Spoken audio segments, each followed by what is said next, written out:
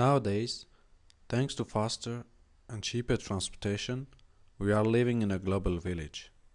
Look around you. Where do your clothes come from? Almost certainly from China or India.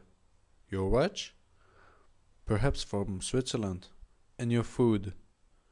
Coffee may come from Brazil or Colombia, dates from Tunisia, and the famous whiskey Jack Daniels from Tennessee, USA.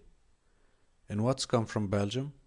Maybe chocolate, but still surely the raw materials are not Belgian. These are a result of globalization.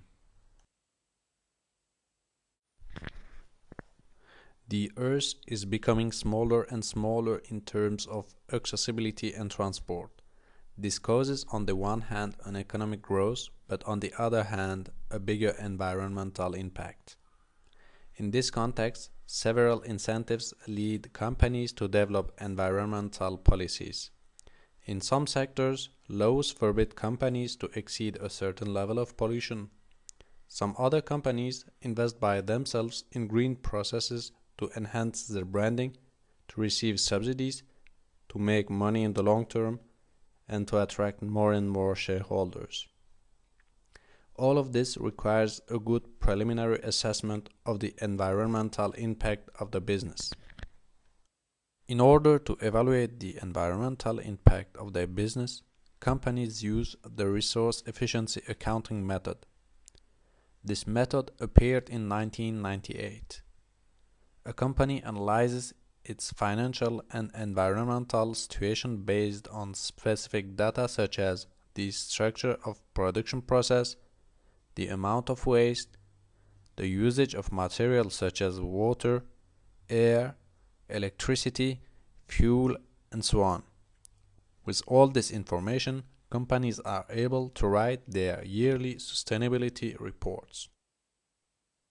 Some of these data are already present in the enterprise resource planning system of a company.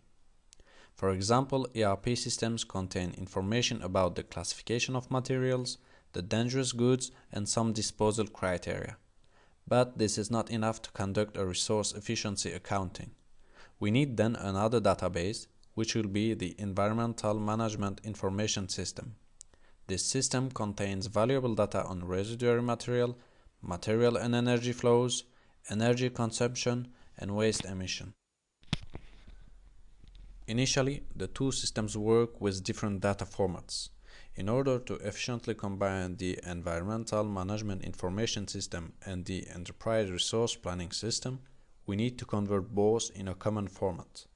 One can use notably the publicly available specification.